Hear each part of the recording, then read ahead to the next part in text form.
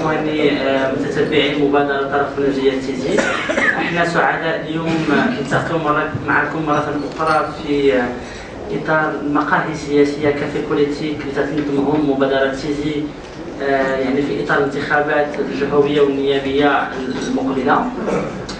اليوم في ثاني مقهى تنستقبلوا سعداء نستقبلوا الأستاذ محمد ساجد اللي تعرفوا طبعا الجميع بعمدة مدينة البيضاء، الأمين العام للاتحاد الدستوري والمرشح لخليفته وأيضا مرشح للانتخابات الجهوية.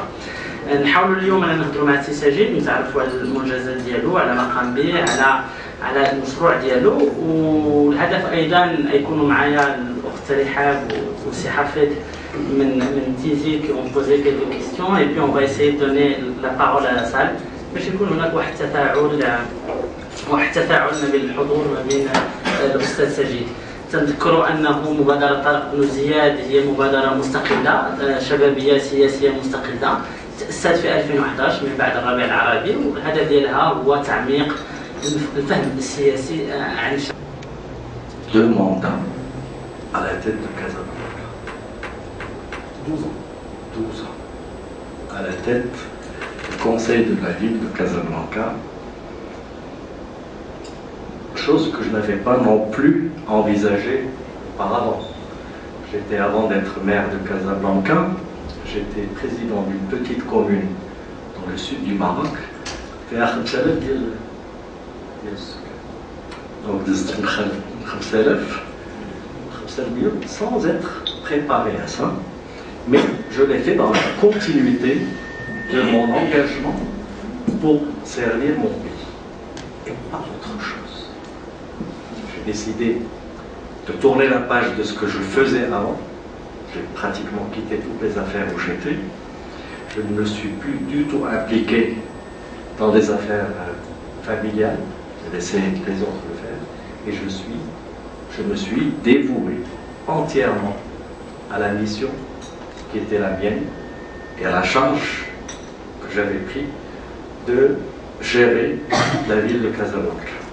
En arrivant en 2003, la ville de Casablanca était déjà, démographiquement, avait déjà explosé. On était à l'époque déjà à 4 millions d'habitants.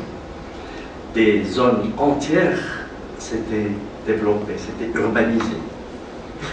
Et il y avait un système administratif à l'époque, en 2003, qui était un système éclaté.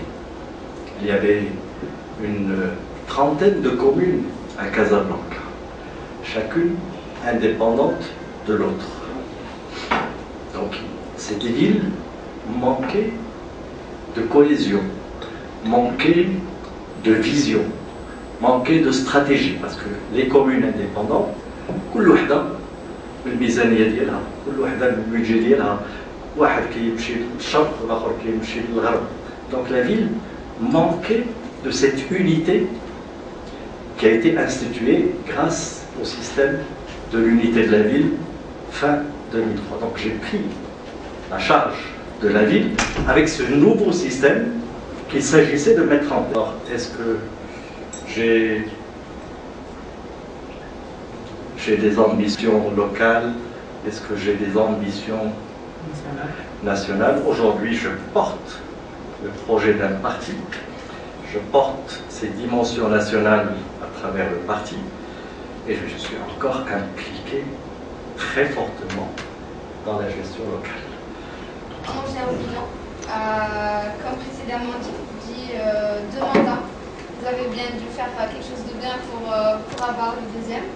Est-ce que, M. Sajid, aujourd'hui, vous pouvez nous donner le top 5 de vos réalisations dont vous êtes et vous serez fiers pour Casablancais qui vous demandent le résultat de 12 ans quand même de... Et petite question, est-ce que vous connaissez le budget de la ville de Casablanca? Une question qui a été posée. Quand je suis arrivé à Casa, il y a des gens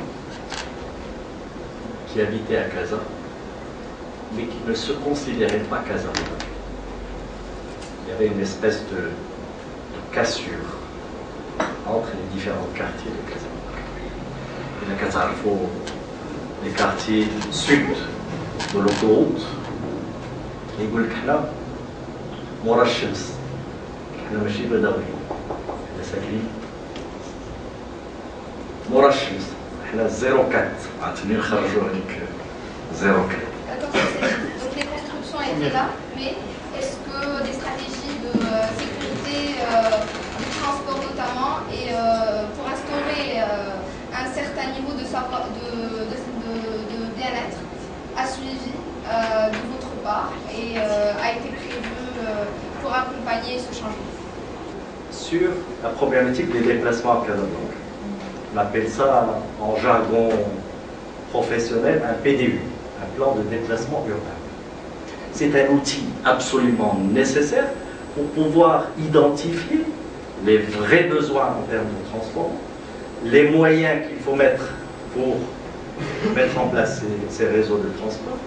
Quand on a terminé cette étude qui a nécessité 18 mois à peu près, avec un budget important, on a réussi à sortir un certain nombre de conclusions.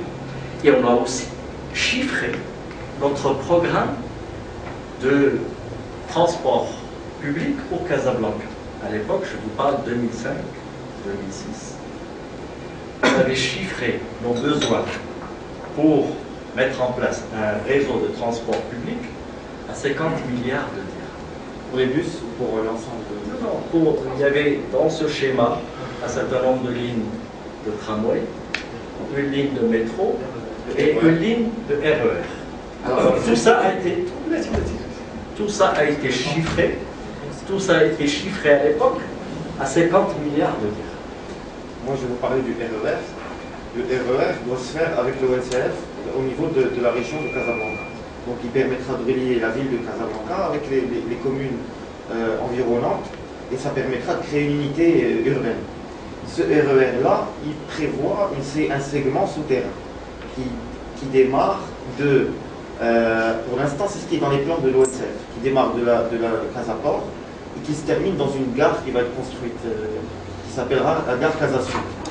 Est-ce qu'on en est toujours là? Est-ce que aussi ce RER prévoyait un segment au niveau de la périphérie, au niveau de Titmillim, etc. Est-ce que ce RER sera mis en place et quand? Normalement, il était prévu pour 2030. Il reste 15 ans.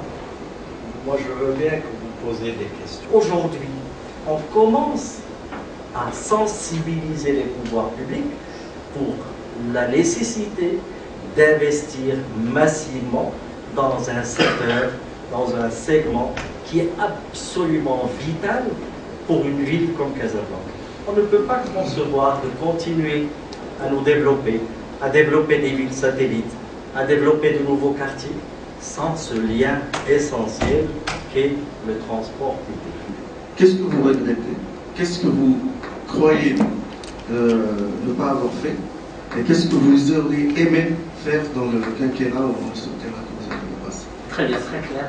Et la deuxième question, ça concerne le loisir à Casablanca. Aujourd'hui, on a cruellement d'espaces verts à Casablanca et on voudrait savoir pour le sport en général, que fait la ville de Casablanca dans votre programme et ce que vous comptez faire.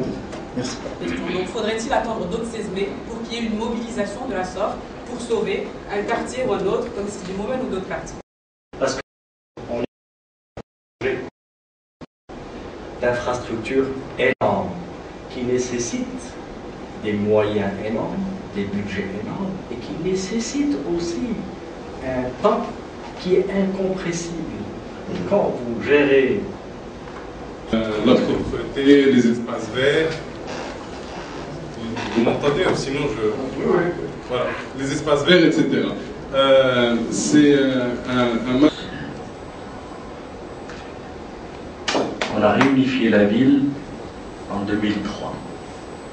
Donc on avait toutes les communes qui existait.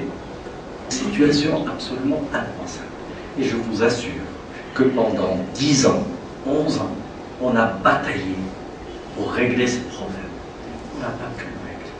Les différents ministres successifs, les ministres des Finances successifs, et la prochaine loi de finances, et la prochaine législation, etc.